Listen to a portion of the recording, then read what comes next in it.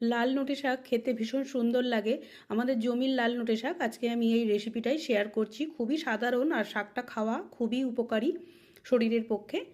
আজকে আমি এটাই দেখাচ্ছি। তো এটা হচ্ছে আমাদের জমিতে চাষ করা হয়েছিল, কয়েকটা সাদা নোটেও ছিল, তো সেটুকু একবারে তুলে নিয়েছি, নিয়ে বেছে ধুয়ে নিয়েছি, নিয়ে ছোট ছোট করে কেটে নিয়েছি।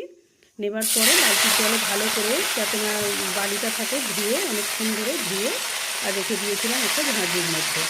এবারে আমি কড়াতে সেদিনকে নিরামিষ ছিল, তাই নিরামিষ রেসিপিটাই আমি শেয়ার করছি। এটা চাইলে আপনারা রসুন ফোড়নটাও দিতে পারেন। তো আমরা বেশিরভাগ শাকটা এইভাবেই রান্না করি। সর্ষের তেল দিয়েছি আর দিয়েছি শুকনো লঙ্কা দিয়ে একেবারে কড়াতে দিয়ে দিলাম, দিয়ে আস্তে আস্তে নাড়াচাড়া করে, আর দেখুন এই যে জলটা বেরোচ্ছে। এবার এটা শুকনো শুকনো হয়ে যাবে। শুকনো হয়ে যাবার পরে অল্প যতটা পরিমাণ নুন লাগবে এইটুকু শাকেতে দিয়েছি, আর অল্প একটুখানি পোস্ত দানা ছড়িয়ে দিয়েছি। চাইলে একটুখানি মিষ্টিও দিতে পারেন, আমি আর মিষ্টিটা দিলাম না, কারণ চিনিটা আমি খুব একটা রান্নায় ব্যবহার করি না। আপনারা চাইলে দিয়ে দিতে পারেন।